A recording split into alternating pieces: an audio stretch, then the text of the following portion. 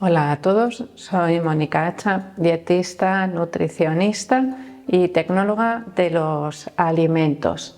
El eritritol es probablemente el edulcorante de moda. ¿Quieres conocer sus ventajas y sus inconvenientes?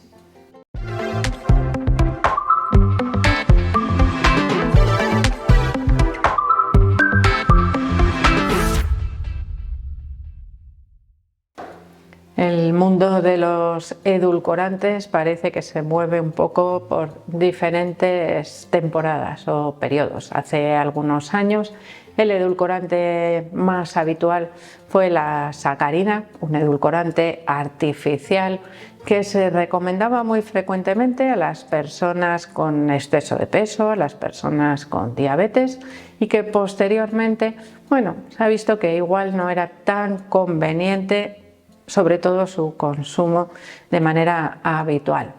Progresivamente se ha ido descubriendo, se han ido viendo las utilidades que tienen los diferentes edulcorantes de origen natural, entre los cuales se encuentra el eritritol, que es uno de los polioles o polialcoholes que podemos obtener de manera natural mediante la fermentación de algunos azúcares. Ese origen natural del eritritol, al igual que el xilitol o el maltitol, que también aparecen muchas veces en la formulación de algunos alimentos o productos, están presentes también de manera natural en frutas y verduras, es decir, tienen su origen, como os digo, natural, y por lo tanto tienen una sensación o asociamos ese origen natural a algo más saludable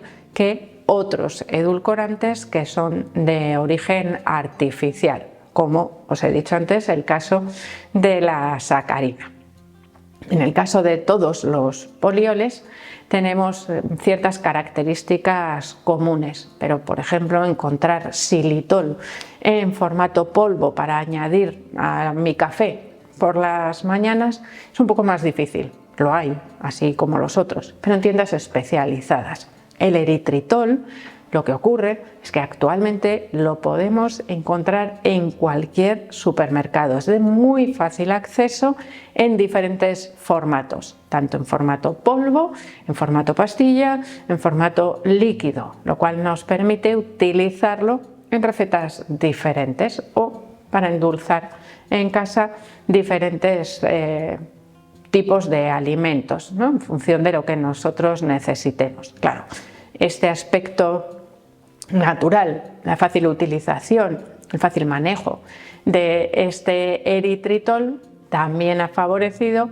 que pase a formar parte de esos edulcorantes que se utilizan en la industria alimentaria en sustitución del azúcar, que sería la versión original de esos alimentos. Bueno, esos azúcares, como actualmente tienen tan mala prensa, se tratan de sustituir por edulcorantes mejor naturales. Tienen una percepción más saludable por parte de los consumidores. Pero no todo, vamos a decir que no es oro todo lo que reluce. Es verdad que ese origen natural podemos pensar que es más seguro, pero no es inocuo. Esa es una palabra que os digo muchas veces con los aditivos. ¿Qué quiere decir? Pues que podemos tener algunos efectos secundarios, más o menos agradables cuando consumimos estos polioles, en concreto el eritritol, que ya os digo que es el más habitual. El eritritol, cuando lo consumimos en exceso, puede provocar cuadros de diarrea, es decir, es un azúcar, un poliol, como os digo, que nosotros no digerimos. Bueno, tiene muy bajita digestibilidad, de ahí que su contenido calórico sea muy pequeño, porque apenas lo absorbemos. Por lo tanto, si yo lo consumo en cantidades muy grandes, me puede provocar algunas molestias asociadas, por ejemplo, a lo que hablamos muchas veces de la fibra o de alimentos no digeridos. Por ejemplo, flatulencias, malestar, ruidos en el estómago, me puede provocar diarrea. La diarrea suele aparecer cuando el eritritol supera un 10%, es decir, cuando tenemos unas cantidades bastante elevadas. Esto es algo que aparece muchas veces en no sé si os habéis fijado, en los paquetes de los chicles sin azúcar, que llevan siempre polioles, generalmente xilitol, suelen llevar sorbitol también en algunas ocasiones, y más recientemente yo creo que mezclas de xilitol más eritritol, es decir, van variando en función de las necesidades de la industria, en este caso de las golosinas. Esos chicles siempre llevan esa frase: ojo con la cantidad que puede producir diarrea. Eso empieza a aparecer también en otros alimentos en los cuales se utiliza como endulzante, porque su consumo excesivo puede provocar, como digo, molestias gastrointestinales, a veces sin llegar a la diarrea, pero también, pues eso, más sensación de inflamación y de gases. Además, el consumo de edulcorantes naturales, al igual que en los artificiales, puede alterar el metabolismo de la glucosa. Yo estoy recibiendo una señal de que estoy consumiendo algo dulce, pero esos carbohidratos no llegan. Cuando se utiliza con otros carbohidratos, no pasa nada. Es decir, si yo estoy endulzando un alimento dulce, bueno, no pasa nada, me voy a explicar mejor. Es decir, yo tengo un alimento de por sí dulce, unas galletas, que utilizo eritritol en lugar de azúcar. Esas galletas tienen harina. Esa harina se transforma en glucosa, es decir, la señal medio llega, pero no de la misma manera, sobre todo porque no educa mi paladar y no me hace reducir la cantidad de dulzor que estoy consumiendo. No sé si me explico, es algo engañoso.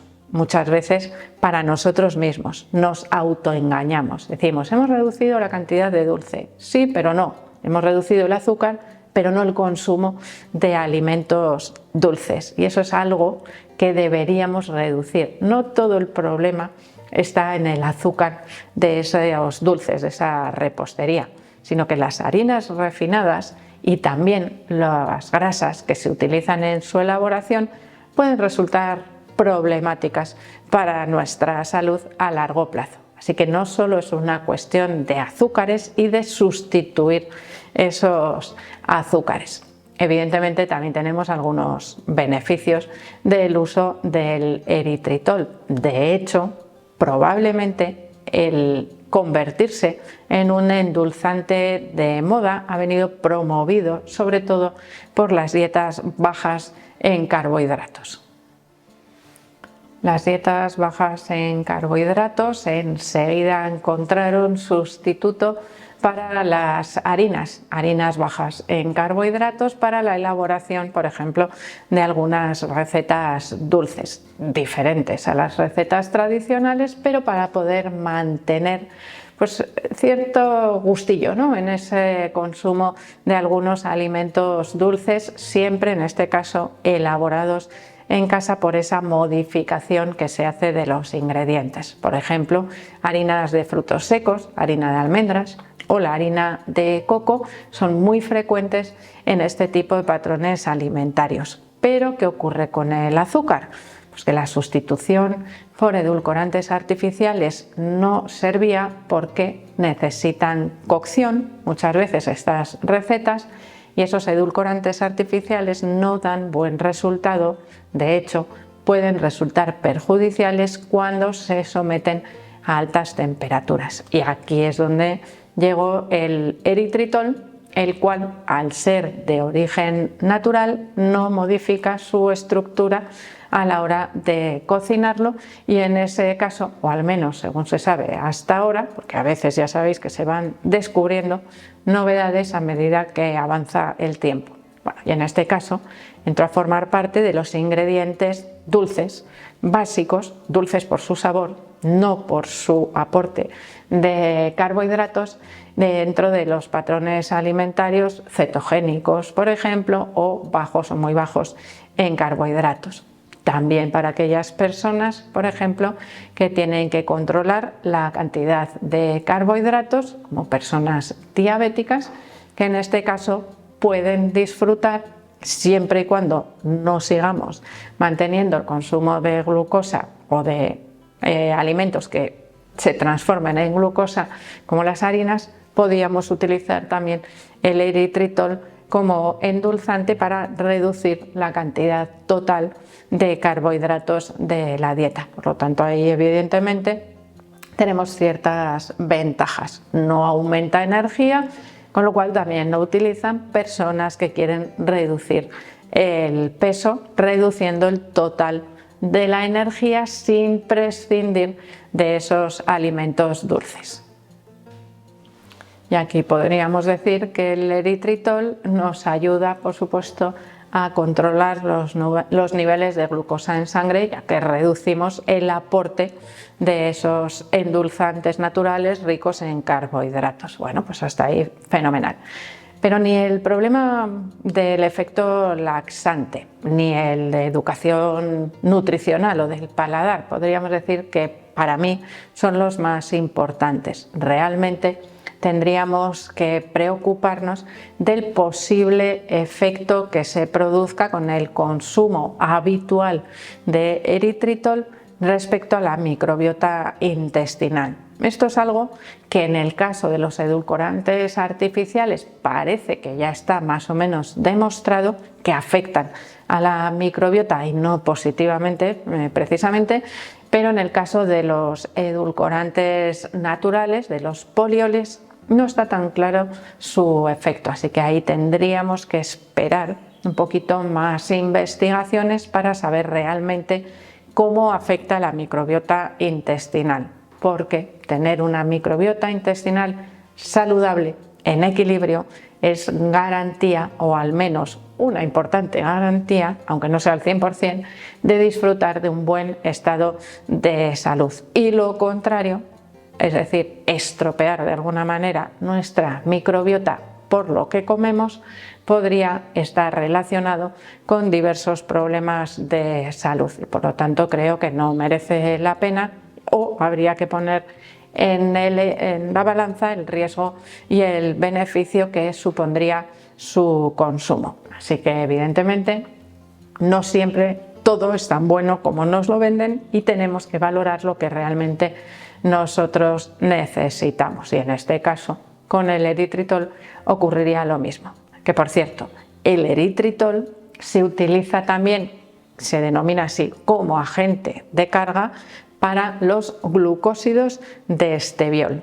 Aquellas personas que compran stevia en polvo blanco o en líquido para poder endulzar de manera más natural sus recetas o sus alimentos, que sepan que gran parte de ese componente es eritritol, no solo stevia, porque se utiliza como soporte ese eritritol. Así que importante mirar también las etiquetas. A veces en el frontal puede aparecer stevia muy grande y luego resulta que stevia tiene muy poquita y casi todo es eritritol. Así que espero que el vídeo os haya resultado interesante. Por supuesto que le deis al like. No dejéis de suscribiros al canal y quiero seguir viéndoos a todos en los próximos vídeos.